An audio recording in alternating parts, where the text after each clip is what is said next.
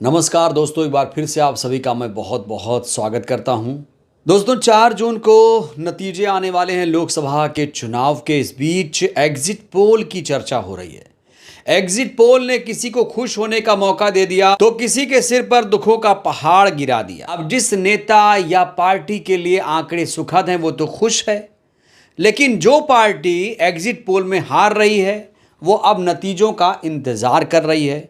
इस बीच exit poll में दोस्तों चंद्रशेखर आजाद को लेकर दोस्तों चौंकाने वाला दावा किया गया है। एक्सिस माई इंडिया के सर्वे में चंद्रशेखर आजाद को बढ़त मिल रही है।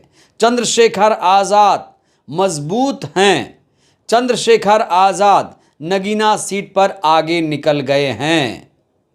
दोस्तों एंकर किस तरीके से चिल्ला रहा है इसको लेकर वो भी मैं आपको दिखाऊंगा। साथ ही साथ एंकर ने अपने गेस्ट से, राजनीतिक विश्लेषक से एक सवाल भी दागा। सवाल था, दलित पॉलिटिक्स क्या अब बदल जाएगी? तो दोस्तों एक बहुत बड़ा फर्क नजर आ रहा है। चंद्रशेखर आजाद को जहां नगीना सीट दिया जा रहा है, चंद्रशेखर आजाद जहां नगीना सीट से जीत रहे हैं, तो वहीं बीएसपी के बारे में दोस्तों बहुत ही नकारात्मक सर्वे सामने आए हैं। जितने भी सर्वे अभी तक आए हैं उत्तर प्रदेश के संदर्भ में, बसपा को दोस्तों हर जगह शून्य दिया गया है। ये देख लीजिए, हर सर्वे में दोस्तों बसपा को शून्य दिया गया है, लेकिन चंद्रशेखर आजाद को जिताया जा रहा है। बड़ा सवाल, मीडिया आखिर ऐसा क्यों कर रहा है? दोस्तों अगर आप लोग चंद्रशेखर आज़ाद को नहीं जानते हैं तो मैं आपको थोड़ा उनका परिचय देना चाहता हूं। चंद्रशेखर आज़ाद ने 2015 में भीम आर्मी नाम का सामाजिक संगठन बनाया था। उसके बाद 2020 में इन्होंने एक राजनीतिक पार्टी बनाई, उसका नाम रखा आज़ाद समाज पार्टी कांशीराम। चंद्रशेखर आज़ाद ने पहला चुनाव 2022 में लड़ा। योगी आदित्यनाथ के खिलाफ गोरखपुर से विधानसभा का चुनाव लड़ा। 5 से 6 हजार वोट हासिल हुए थे। उसके बाद चंद्रशेखर की पार्टी ने छोटे मोटे चुनाव भी लड़े, कई राज्यों में चुनाव लड़े। विधानसभा का चुनाव जब 2023 में हो रहा था तो चंद्रशेखर आज़ाद की पार्टी ने राजस्थान, मध्य प्रदेश समेत तमाम राज्यों में दोस्तों अपनी किस्मत आजमाई थी। तो दोस्तों 2022 के विधानसभा चुनाव में करारी शिकस्त खाने के बाद चंद्रशेखर आज़ाद फिर से उठ खड़े हुए और 2024 के लोकसभा के चुनाव में अपनी पार्टी के इकलौते उम्मीदवार बने। इन्होंने जो सीट चुनी वो सुरक्षित सीट थी। नगीना एक सुरक्षित सीट है। नगीना बिजनौर ज़िले में आती है।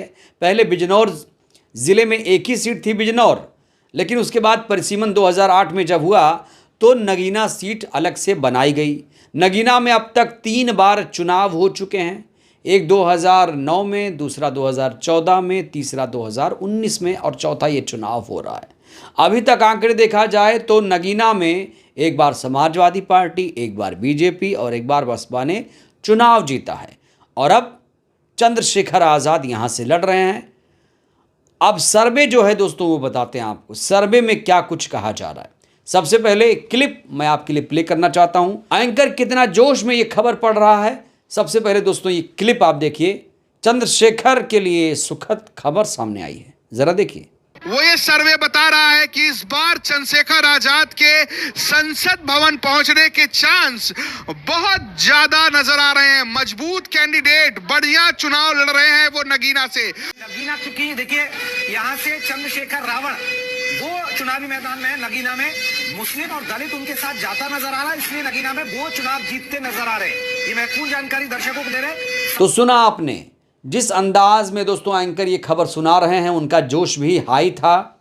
और इस खबर को सुनने के बाद मुझे लगता है कि जो भीम आर्मी के लोग हैं, आज़ाद समाज पार्टी के समर्थक हैं, चंद्रशेखर आज़ाद के जो कट्टर समर्थक हैं, वो इस खबर को सुनकर खुश होंगे जाहिर तौर पर।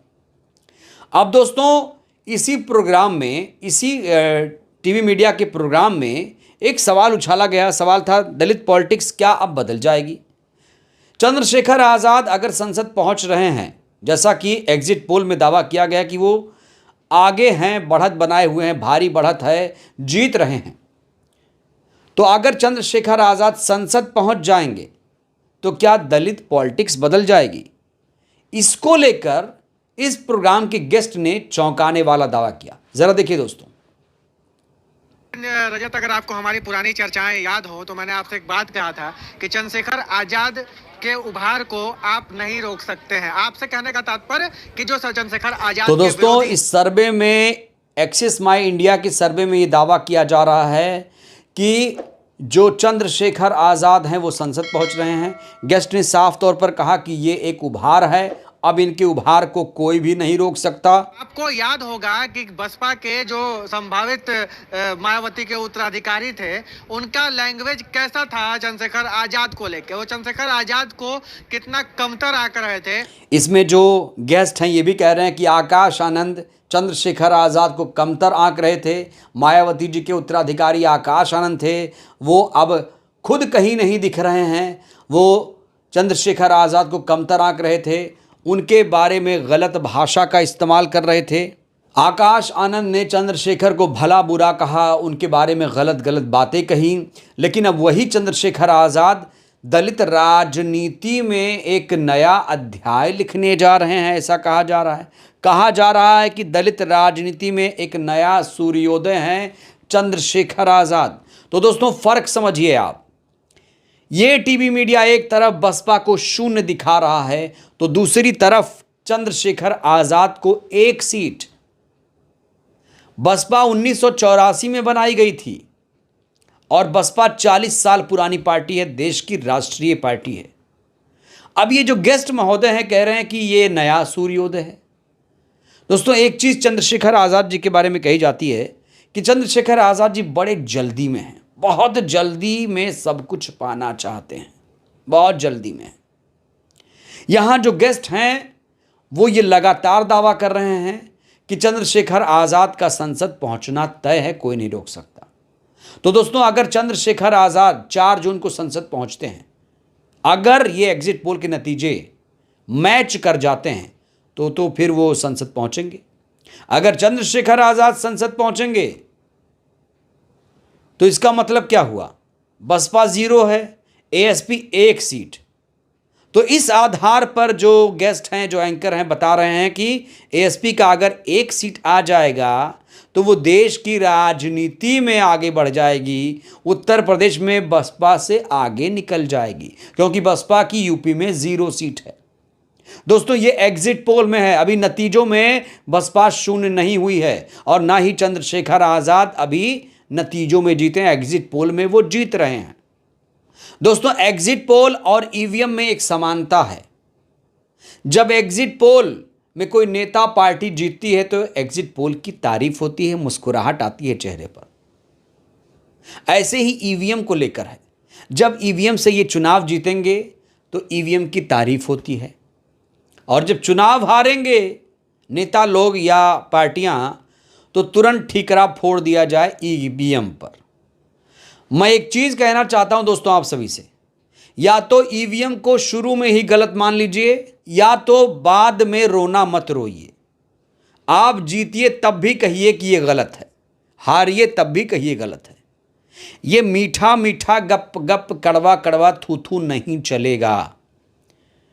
अब इस एग्जिट पोल के बाद भीम आर्मी के समर्थक जो हैं फूले नहीं समा रहे हैं, कह रहे हैं कि बस चंद्रशेखर भैया आप तो पहुंच चुके हैं संसद, अब तो मूंछों पर ताव दे देंगे हम लोग, अब तो हम दलित राजनीति को बदल देंगे, अब तो चंद्रशेखर भैया बसपा से भी आगे निकल गए, मायावती जी से भी बड़े नेता हो गए। इस तरह की बातें दोस्तों सोशल मीडिया पे लिखी जा रही हैं, पढ़ी जा रही हैं, लोग खुश हैं, लड्डू बांटे जा रहे हैं। लेकिन जल्दबाजी मत करिए, थोड़ा सा वेट कर लीजिए, 2 दिन की बात है। आज 2 जून है और 4 जून को शाम तक नतीजे आपके सामने होंगे। दोस्तों, ये सच है कि जब कोई पार्टी जीतती है, चाहे एग्जिट पोल में चाहे ईवीएम से, तो वो खुश होती है, और ये तय है। जब कोई पार्टी हार जाती है तो वो ईवीएम पर ठीकरा भी फोड़ सकती है, एग्जिट पोल को भी नकार सकती है। खैर दोस्तों, अब हमें फाइनल आंकड़ों का इंतजार करना पड़ेगा। एग्जिट पोल में चंद्रशेखर जीत गए, बड़ा सवाल क्या वो नतीजों में भी, 4 जून के नतीजों में भी जीत पाएंगे? क्या वाकई चंद्रशेखर दलित राजनीति को बदलने का मादा रखते हैं? दोस्तों इसको लेकर आप लोग अपनी प्रतिक्रिया ज़रूर दीजिए। बहुत बहुत धन्यवाद, शुक्रिया।